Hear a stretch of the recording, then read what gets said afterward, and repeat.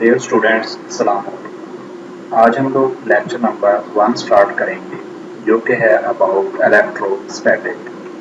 Electrostatics actually define कुछ इस तरह से होगा, the study of charge at rest, यानी एक ऐसी फील्ड जो कि चार्ज को रेस्ट हालत में स्टडी करे, उसको हम लोग नाम देते हैं इलेक्ट्रोस्टैटिक का।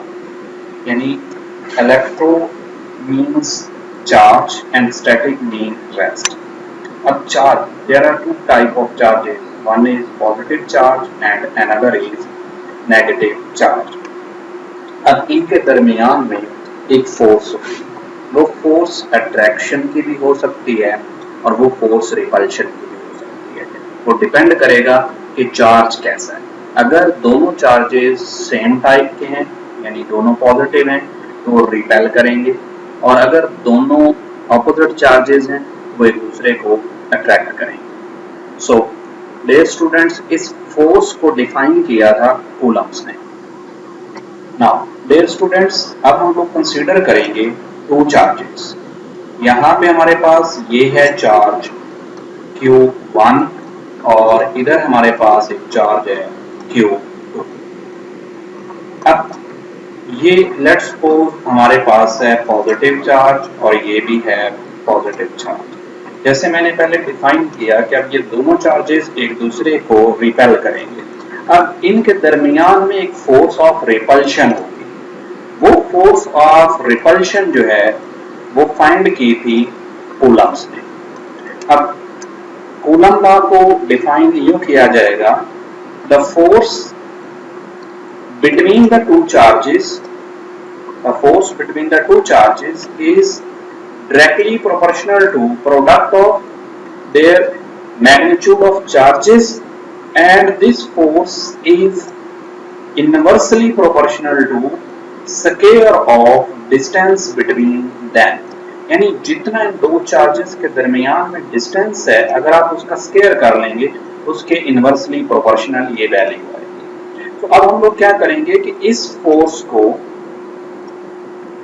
कंबाइन कर देंगे बोथ इक्वेशंस के साथ, Q1 and Q2 divided by R square. Again यहाँ पे प्रोपोर्शनैलिटी साइन खत्म करें तो हमारे पास K कांस्टेंट आ जाएगा, which is equal to K Q1 Q2 over R square.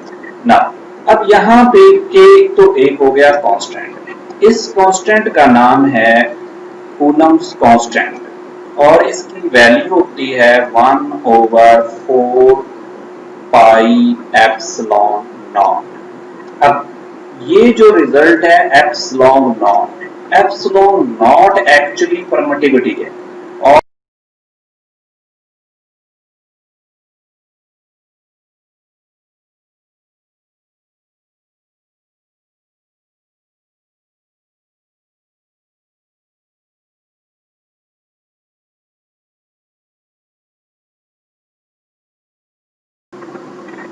यहाँ पे कांस्टेंट है एप्सिलॉन नॉट।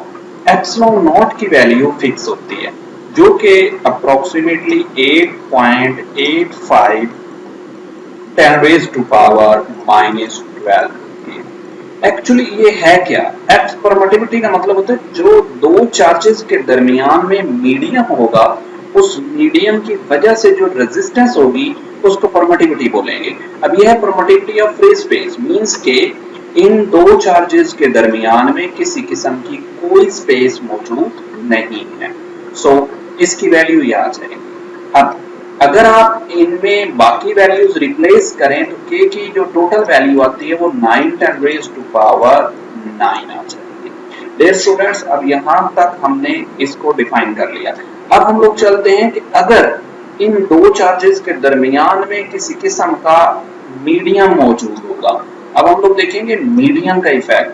देखिए, अगर फॉर एग्जांपल यहाँ पे एक Q चार्ज है, यहाँ पे दूसरा चार्ज है और यहाँ पे इसके दरमियान में कोई भी मीडियम यूज हुआ है, अब उस मीडियम की अपनी परमिटिविटी होगी जिसको नाम देते हैं रिलेटिव परमिटिविटी का। ये बुक के साथ ये टेबल के अंदर डिफरेंट एलिमेंट्स की रिलेटिव परमिटिविटी गिवन है। सो वहां से आप लेंगे K is equal to 1/4 4 pi epsilon naught epsilon R. अब इसके बाद हम लोग आते हैं डायरेक्शन पे कि इनके चार्जेस जब एक दूसरे के ऊपर फोर्स एक्सर्ट करते हैं तो उसकी डायरेक्शन क्या होगी। देखिए यहाँ पे हमारे पास एक है Q1 चार्ज और इधर है हमारे पास एक Q2 चार्ज। अब अगर तो Q1 फोर्स एक्सर्ट कर रहा है Q2 चार्ज के ऊपर, तो इससे जो रिजल्टेंट फोर्स आएगी उसको आप नाम दे देंगे F12 का। और सेम एज इट अगर Q1 एक चार्ज है और इधर Q2 चार्ज है, Q2 Q1 के ऊपर फोर्स एक्सर्ट करता है तो इसके लिए हम लोग एक फोर्स का नाम दे देंगे F21। अब देखिए इसके लिए यूनिट वेक्टर R21 है, इसके लिए यूनिट वेक्टर R12 है। अब दोनों जो फोर्सेस हैं ये इक्वल इन मैग्नीट्यूड होंगी, बट इनकी जो डायरेक्शन है वो ऑपोजिट होगी, यानी इनकी डायरेक्शन चेंज होगी। Forces are equal in magnitude but opposite in direction. So this is known as Coulomb law. इंशाल्लाह नेक्स्ट लेक्चर के अंदर हम लोग डिस्कस करेंगे कि ये फोर्स किस तरीके से इम्प्लीमेंट होती है और इसकी पार्टिकुलर पॉइंट्स पे इलेक्ट्रिक फील्ड इंटेंसिटी वगैरह हम लोग कैलकुलेट करेंगे। Thank you so much. अल्लाह हाफिज़।